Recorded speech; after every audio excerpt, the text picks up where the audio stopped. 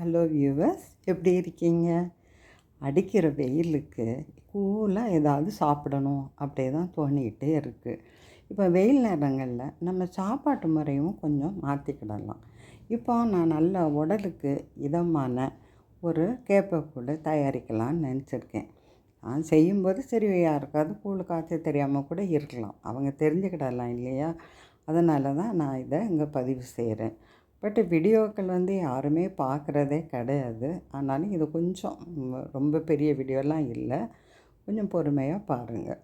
இப்போ நான் கேப்பக்கூழ் தயாரிக்கிறதுக்கு ஒரு 3 டம்ளர் தண்ணி நல்லா கொதிக்க வச்சுருக்கேன். அதில் ஒரு 3/4 டம்ளர் கேப்ப மாவை நல்லா கட்டி இல்லாமல் கிளறி ஊற்றியிருக்கேன். இப்போ உடனே அடுப்பை குறைச்சிட்டு ஒரு மரக்கரண்டி, நான் இதுக்காகவே ஒரு மரக்கரண்டி வச்சுருக்கேன். அதை வச்சு நல்லா நம்ம கிளறிக்கிட்டே இருக்கணும், கட்டி விழுந்துடக்கூடாது. பொதுவாக கூழுங்கிறது வேறு, களிங்கிறது வேறு. களிக்கின்றது ரொம்ப கஷ்டங்க. இது கொஞ்சம் ஈஸியாக கிண்டிடலாம். இது அப்படியே கட்டி விழாமல் கிண்டிக்கிட்டே இருக்கணும். கிண்டிகிட்டு இருக்கும்போது நமக்கு எவ்வளவு தேவையோ அவ்வளவு நம்ம உப்பு சேர்த்துக்கலாம். ஆனால் கிண்டிக்கிட்டே இருக்கணும். கொஞ்சம் கட்டி விழுந்துட்டாலும் அந்த கூழோட சுவை குறைஞ்சி போயிடும். இப்போ நான் உப்பு போட்டு நல்லா கிளறிக்கிட்டே இருக்கேன். இந்த கரண்டி இப்படி கிளறி விடுறதுக்கு ரொம்ப வாதுவாக இருக்கும். இப்போ அது கேப்பக்கூழ் வெந்துக்கிட்டே இருக்குது. அது நல்லா வேகணும். இப்போ நான் இதில் இது சுடுசோறும் போடலாம். ஆனால் நான் பழைய சோறு வச்சுருக்கேன், அதை இது கூட ஆட் பண்ணுறேன். இப்போ எல்லாம் சேர்த்து நல்லா நம்ம கிண்டிகிட்டு இருக்கணும். சோறுன்னு சொல்கிறேனே அப்படின்னு நீங்கள் நினைக்கிறீங்களா?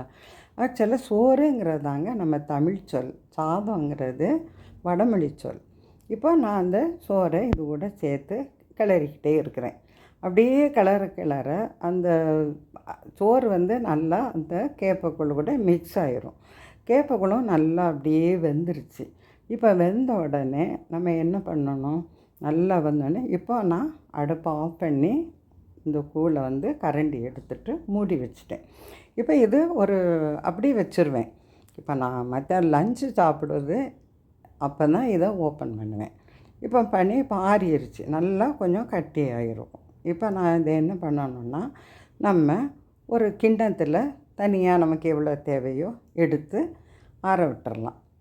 ஆற வச்சோடனே அதுக்கு சாப்பிடும்போது கட்டி தயிரோ அல்லது மோர் எதனாலும் உங்களுக்கு இஷ்டப்பட்டதை அது கூட சேர்த்து நல்லா மிக்ஸ் பண்ணி சாப்பிட்டோம்னா இந்த வெயிலுக்கு அப்படி தேவாமிருந்த மாதிரி இருக்குங்க.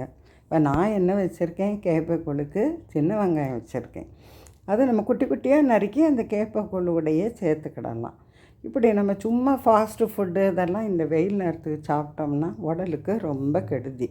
இப்போ தான் 2 நாளைக்கு முந்தைய நியூஸில் பார்த்தேன், ஒரு நார்த் இந்தியாவில் ஒரு குழந்த ஃபாஸ்ட்டு ஃபுட்டு சாப்பிட்டு அதோட கல்லீரலே கெட்டு போயிடுச்சு அப்படின்னு டாக்டர் சொல்லியிருக்காங்க. இப்போ உள்ள பிள்ளைங்கெல்லாம் அப்படி தான் சாப்பிட்டுக்கிட்டு இருக்காங்க. நம்ம கொஞ்சம் அவங்களுக்கு இப்படி இதெல்லாம் கொடுத்து நல்லா தயிரெல்லாம் சேர்த்தோன்னா அவங்க உடம்புக்கு ரொம்ப நல்லது, நம்ம ஆரோக்கியத்துக்கும் நல்லது. ட்ரை பண்ணி பாருங்களேன். தமிழ் மகள் லலிதா.